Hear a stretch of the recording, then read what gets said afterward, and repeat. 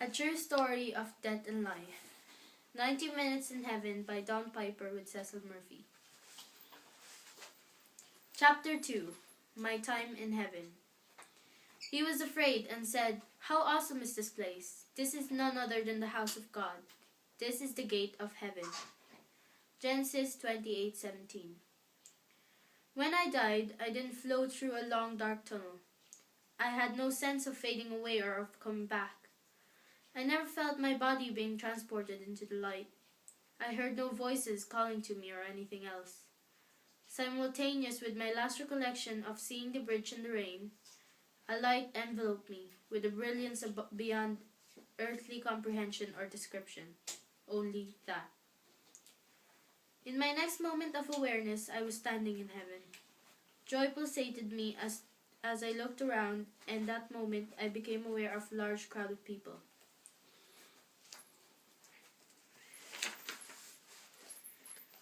They stood in front of a brilliant, ornate gate. I have no idea of how far they were. Such things as distance didn't matter. As the crowd rushed towards me, I didn't see Jesus, but I did see people that I known. As they surged towards me, I know instantly that all of them had died during my lifetime. Their presence seems absolutely natural. They rushed towards me, and every person was smiling, shouting, and praising God. With no one said so, intuitively I knew that they were my celestial welcoming committee. It was as if they had all gathered just outside the heaven's gate waiting for me. The first person I recognized was Joe Culbeth, my grandfather. He looked exactly as I remembered him, with his shock of white hair and what I call a big banana nose. He stopped momentarily and stood in front of me. A grin covered his face. I may not have called his name, but I'm not sure. Donnie, that's what my father always called me. His eyes lit up, and then he held out his arms as he took the last steps towards me.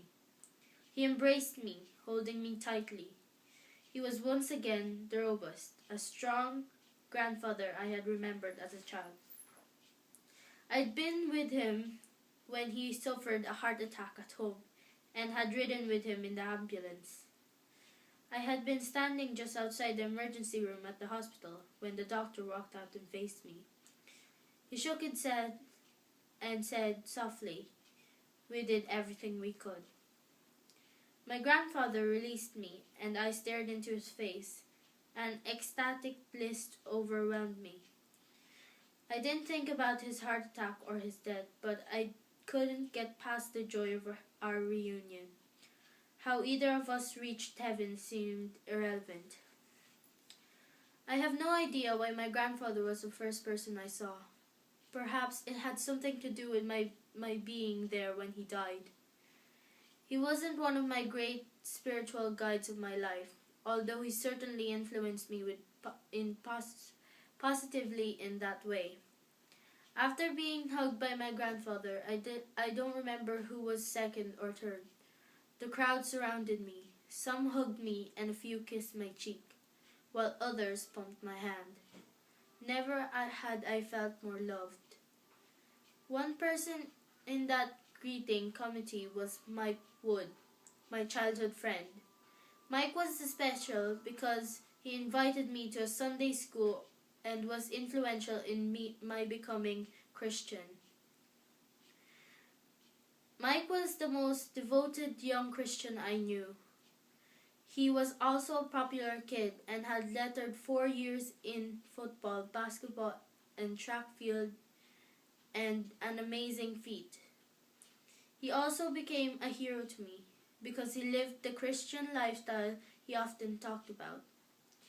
After high school, Mike received a full scholarship to Louisiana State University. When he was 19, Mike was killed in a car wreck. It broke my heart when I heard about his death, and it took me a long time to get over it. His death was the biggest shock and most painful experience I had up to that time in my life. When I attended his funeral, I wondered if I would ever stop crying. I couldn't understand why God had taken such a dedicated disciple. Through the years since then, I never had been able to forget the pain and sense of loss. Not that I thought of him all the time, but when I did, sadness came over me. Now I saw Mike in heaven. As he slipped his arm around my shoulder, my pain and grief vanished. Never had I seen Mike smile so brightly. I didn't know why, but the joyousness of the place wiped out any questions. Everything felt blissful and perfect. More and more people reached for me and called me by name. I felt overwhelmed by the number of people who had come to welcome me to heaven. There were so many of them, and I never imagined anyone being so happy as they all were. Their faces radiated a serenity I had never seen on earth. All were full of life and expressed radiant joy. Time had no meaning. However, for clarity, I'll relate this experience in terms that refer to time. I saw my great-grandfather, heard his voice, and felt his embrace, as he told me how excited he was that I was coming to join them. I saw Barry Wilson, who had been my classmate in high school but later drowned in a lake. Barry hugged me and his smile radiated the happiness I didn't know was possible. He and everyone that followed praised God and told me how excited they were to see me and to welcome me to heaven and to fellowship they enjoyed. Just then I spotted two teachers who had loved me and often talked to me about Jesus Christ. As I walked among them, I became aware of the wide variety of ages, old and young and every age in between.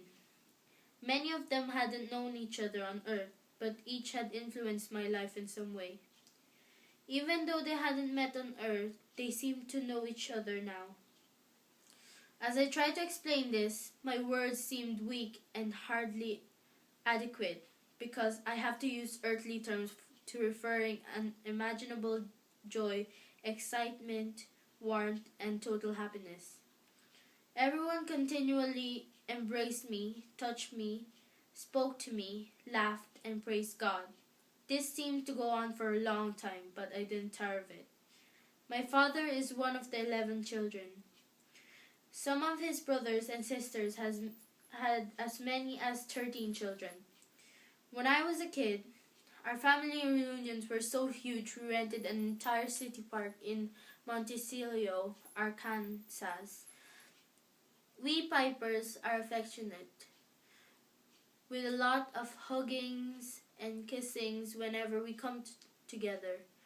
None of those earthly family reunions, however, prepared me for the sublime gatherings of saints I experienced at the gates of heaven.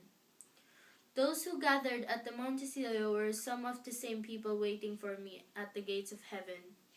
Heaven was many things, but without a doubt, it was the greatest family reunion of all. Everything I experienced was like first-class buffet for my senses. I had never felt such wonderful embraces or feasted my eyes on such beauty.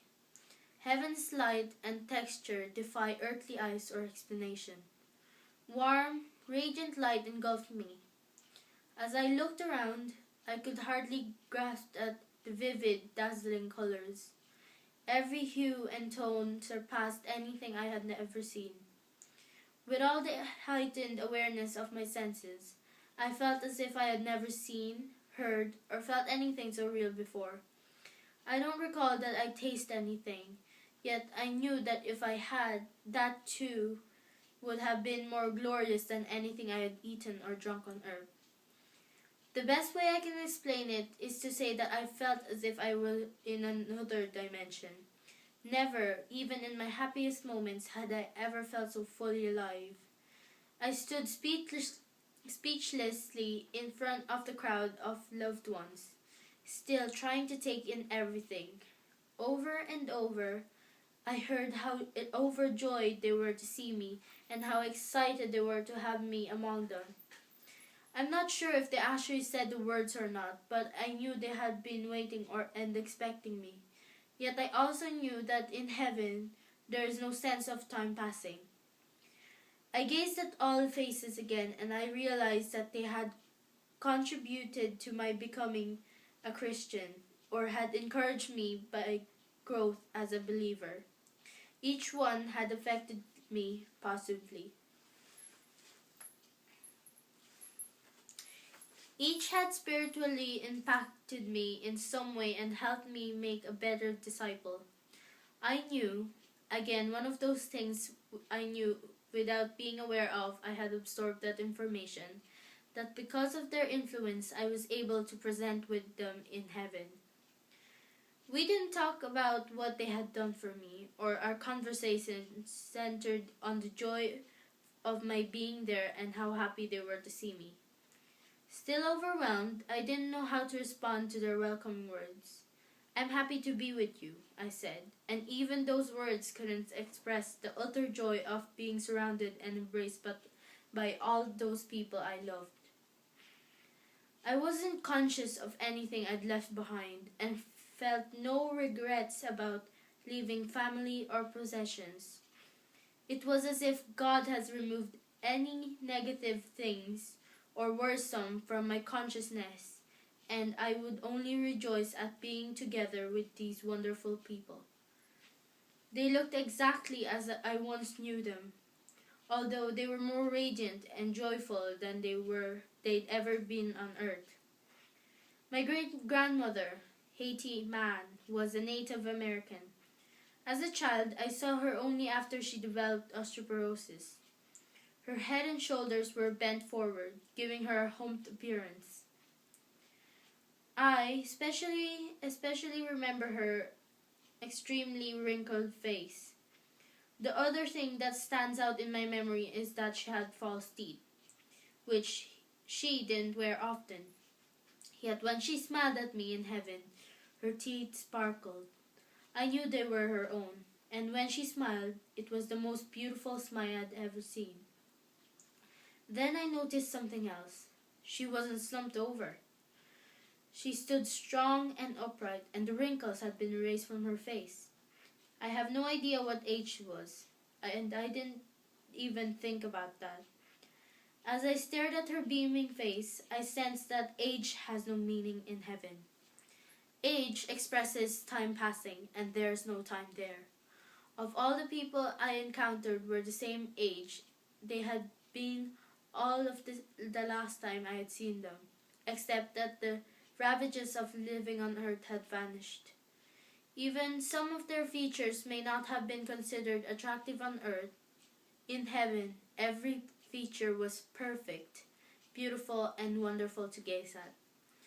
Even now, years later, I can sometimes close my eyes and see those perfect countenances and smiles that surprised me with the most human warmth and friendliness I've ever witnessed.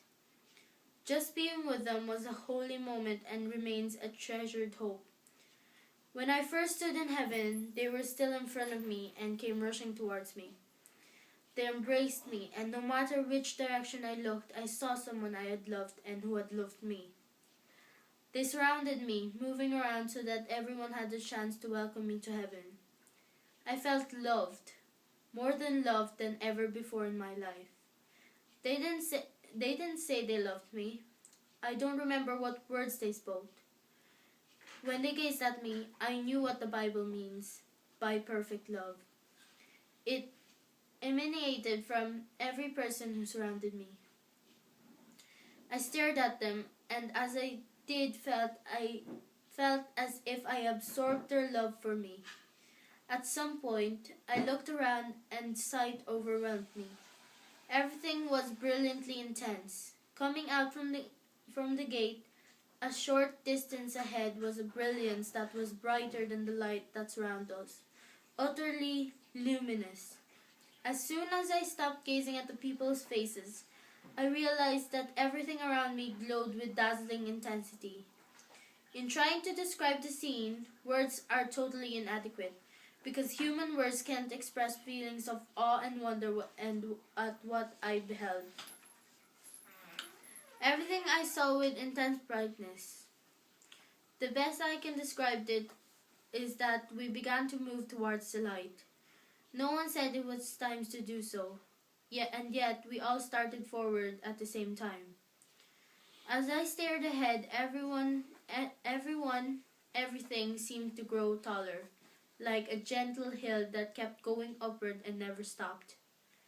I had expected to see some darkness behind the gate, but as far ahead as I could see, there was absolutely nothing but intense radiant light.